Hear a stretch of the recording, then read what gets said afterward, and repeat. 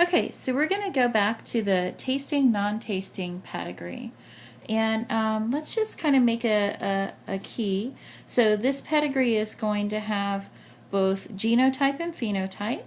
And for our genotype, NT is going to represent non-taster, okay? And T is going to represent taster. And as before, square equals male, circle equals female.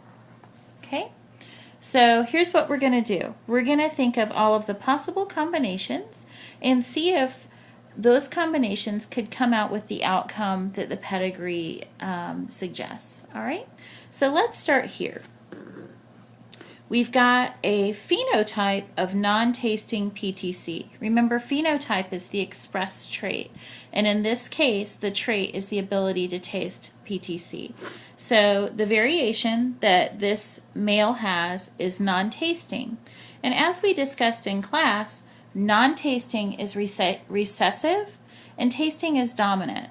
So the only possible combination of alleles that could give non-tasting would be to have both sets of alleles be NT. Okay? Then you've got another non-taster who's a female. So non-taster, NT, and female, NT, non-taster, right? And what you want to do is figure out what all the possible allele combinations are that their offspring could inherit. And to remind you, in the pedigree system, the line comes down, and the ones who are actually connected with an extended vertical line are the offspring. Okay? So now you've got NT here and NT here. So the only possible combination you could have for these offspring, taking one allele from dad and one from mom, would be NT. So for all three of the offspring, I'm going to go ahead and fill in NT. All right? And as you can see, that matches what's going on with the phenotype. NT alleles would give you a non-tasting phenotype. Okay? Now here, they've got a taster. Okay? Here, it says phenotype taster, but we don't know the genotype. So let's think this through.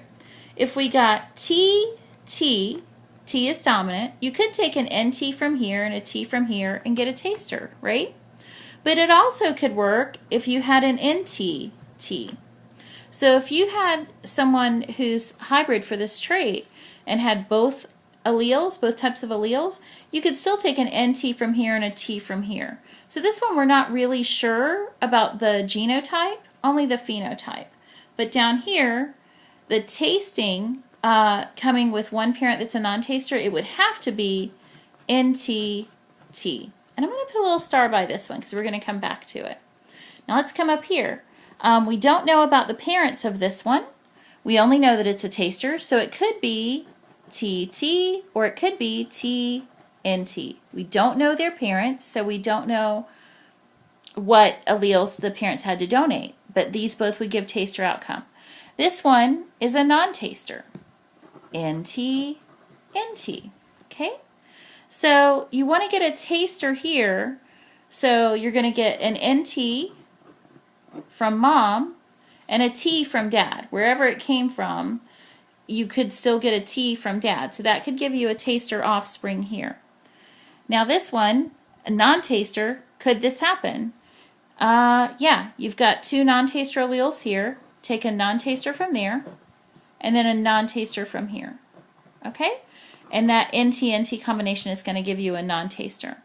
Now, I'm going to put a star on this one too. It says, did the model work? Yes. Yes. Were there any parts of the pedigree that the model could not help you explain? Circle these and describe what the model couldn't explain. So I kind of made stars next to those. These two, we were unable to tell what the genotype was because they're a taster, and since that's the dominant trait, it could be that they had both dominant alleles, T and T, or it could be that they have a recessive NT and a T. So number 7 and number 3, unsure of genotype, parent information not available. All right, and that's how you fill your pedigree. Good job. 3-generation pedigree.